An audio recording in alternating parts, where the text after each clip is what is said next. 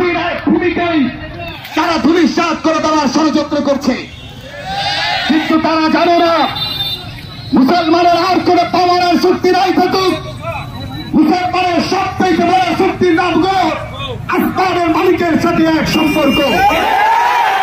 আমরা দেখেছি বিহার সাক্ষী ফেরাউনের কিন্তু দীর্ঘদিনের জুলুম নির্যাতনের এক সময় যে অবসর হয়েছে, মুসলমানরা নিশ্চিত হয়ে গিয়েছে নিজের পয়গম্বর মধ্যে কারিমের সাথে এক সম্পর্ক ছিল। আল্লাহ তাআলা ফেরাউন জাতিকে খালির সাথে মিশিয়ে দিয়েছে, ফেরাউন জাতিকে মিশিয়ে দিয়েছে। আমেরিকার দখলদার ইসরায়েলগুলো আমাদের ফিলিস্তিনের ভূমিকা যারা মাটির সাথে মিশিয়ে দিতে চায়। আমরা দুর্বল, আমরা মধ্যে কারিমেরকে অভিযোগ করছি, আমরা দুর্বল। আপনি আমাদের এই মুসলমান ভূমিকাকে বাঁচানোর জন্য যা করা দরকার, যেভাবে করা দরকার সেভাবে আমাদের ভূমিকা আমাদের ফিরে দিবেন না। আমার ভাইরা খুব সংক্ষিপ্ত আকারে আমাদের মামাইকেরা বক্তব্য দিলেন। এরপর যে বক্তব্য দিলেন কাজী মসজিদের ইমাম সাহেব হযরতুল আল্লাহ মাওলানা মুফতি আব্দুল হান্নান সাহেব।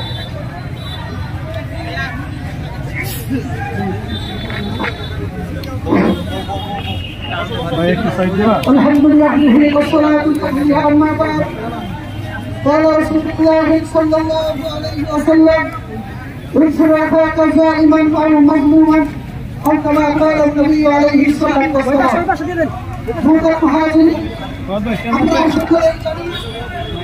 আমরা মুসলমান নিজেদেরকে মুসলমান দাবি করি। নবী আলাইহিস সালাম হাদিসে বলতে বলেন মুসলমান মুসলমানের পরস্পর ভাই ভাই। নবী আলাইহিস সালাম আজ থেকে 1000 বছর আগে মক্কা থেকে হিজরত করে বাইতুল মুকাদ্দাস, প্রথমে বাইতুল্লাহ, প্রথমে মদিনাতে হিজরত করেন। নবী আলাইহিস সালাম উনার উপরে যখন আল্লাহ পাক নামাজ নামক ইবাদত ফরজ করেন, সর্বপ্রথম এই নামাজ নবী আলাইহিস সালাম বাইতুল মুকাদ্দাসকে লক্ষ্য রেখে বাইতুল মুকাদ্দাসকে কিবলা বানিয়ে নবী আলাইহিস সালাম দীর্ঘ 17 মাস নামাজ আদায় করেন। শুধু তাই নয়, আল্লাহ পাক রব্বুল আলামিন এই দুনিয়াতে যত নবী রাসূল দুনিয়াতে পাঠাইছিলেন তার মধ্যে অন্যতম একজন নবী সাইয়্যিদুল মুরসালিন, অন্যতম একজন নবী ছিলেন হযরত সুলাইমান আলাইহিস সালাম। আপনার সামনে মুহতারাম হাজিরিন, সুলাইমান পয়গম্বর সারা বিশ্ব পরিচালনা করেছেন। সুলাইমান পয়গম্বর এই মসজিদুল আকসা ফিলিস্তিনের সেই মসজিদুল আকসাকে নির্মাণ করেছেন। এর থেকে প্রতীয়মান হয় ফিলিস্তিনের সেই মসজিদ নবীদের মসজিদ নির্মাণ কাজ নিয়েছেন। পাশাপাশি সেই ফিলিস্তিন মসজিদকে আল্লাহ পাক আমাদের নবী জনাব মুহাম্মদ রাসূলুল্লাহ সাল্লাল্লাহু আলাইহি ওয়াসাল্লামের মাধ্যমে কিবলা নির্মাণ করেছেন। নবী আলাইহিস সালাম ফিলিস্তিনকে কিবলা বানিয়েছিলেন। মুহতারাম হাজিরিন, সেই মসজিদ আমাদের মসজিদ, সেই মসজিদকে যারা প্রত্যেকটা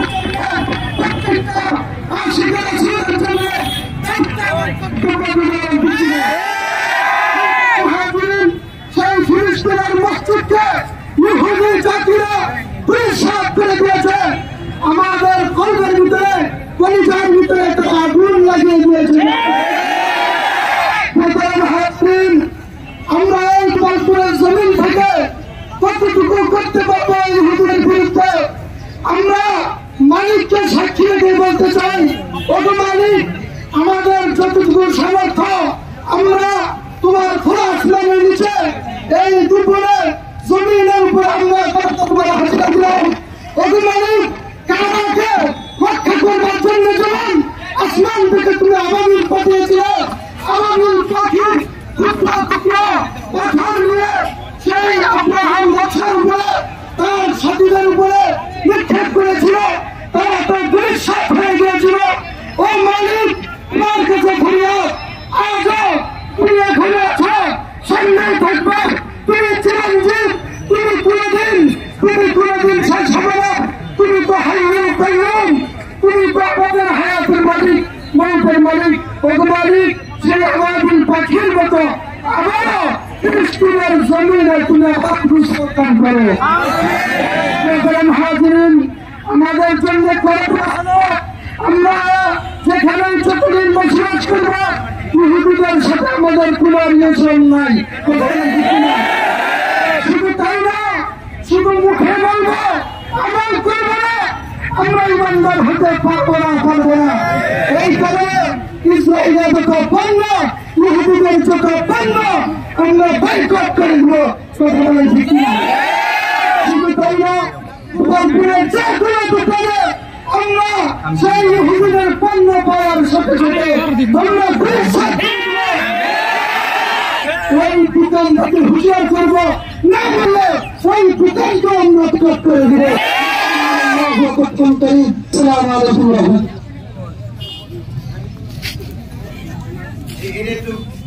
আপনারা এখানে দেখেন, সবাই এখানে দেখেন।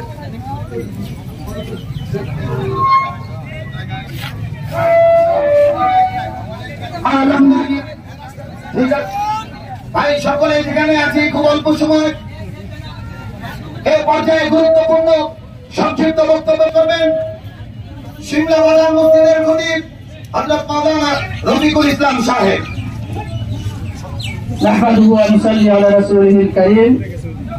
বক্তব্য দীর্ঘায়িত হবে না, সংক্ষিপ্ত হবে।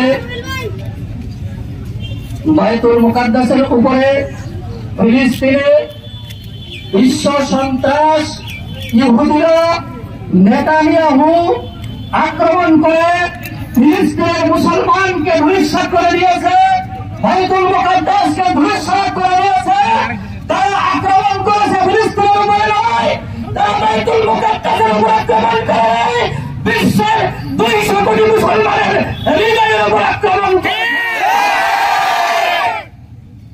বারবার জাতিসংঘ থেকে শান্তির মিশনের কথা বলা হয়, বারবার শান্তির কথা বলা হয়।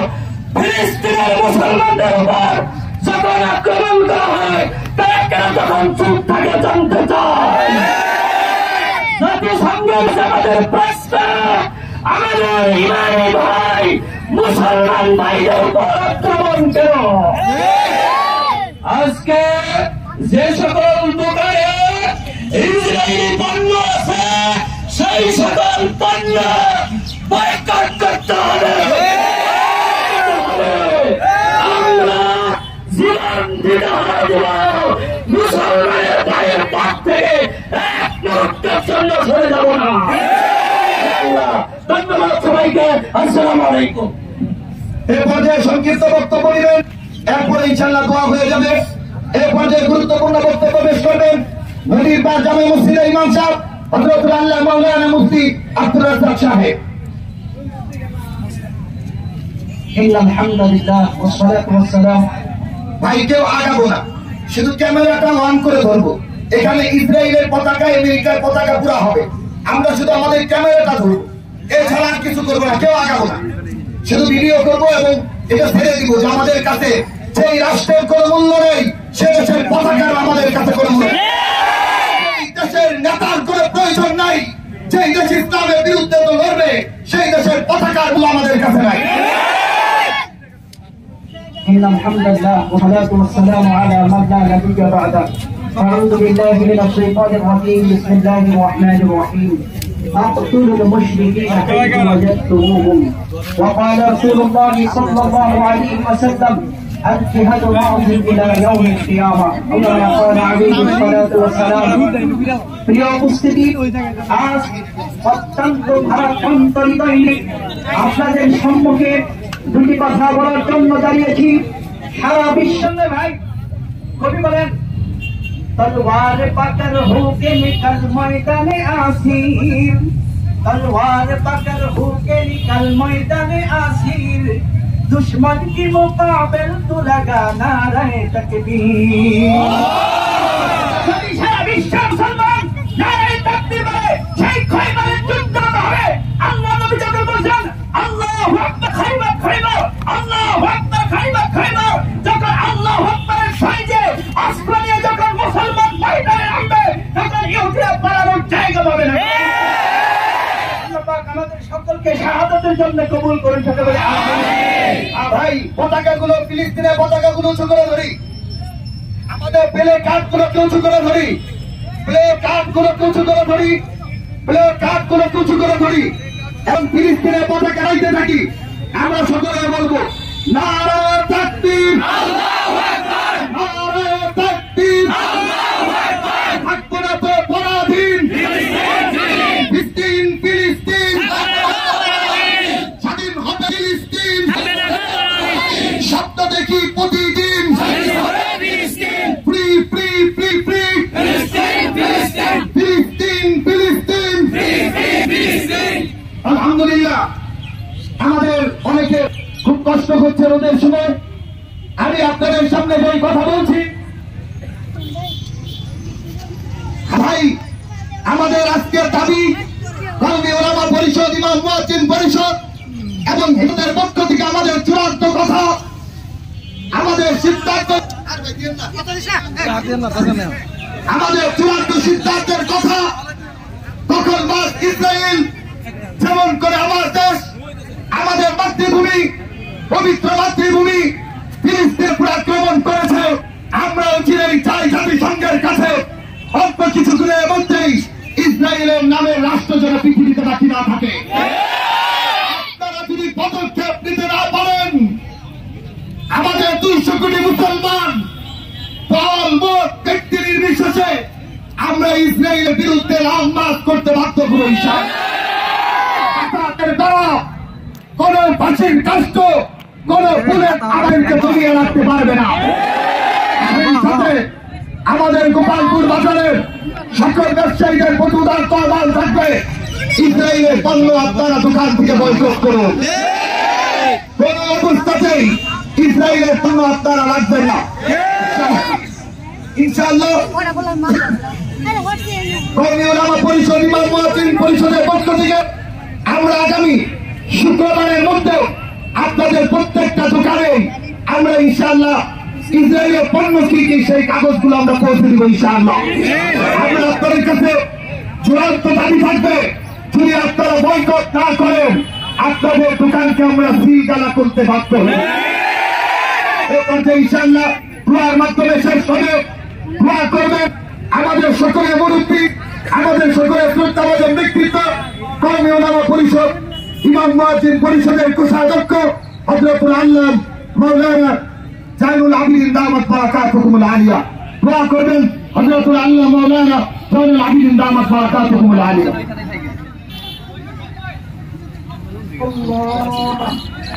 اللهم آمين. ربنا ظلمنا أنفسنا وإن لم تغفر لنا وترحمنا لنكونن من الخاسرين. আয় আল্লাহ, ইয়া আল্লাহ, আপনার পবিত্র ভূমি হাজার হাজার নবীদের আগমনের স্থান, হাজার হাজার নবীদের মাজার রয়েছে। পবিত্র ফিলিস্তিন বাইতুল মুকাদ্দাস আমাদের প্রথম কিবলা। আল্লাহ সেই দেশে আজকে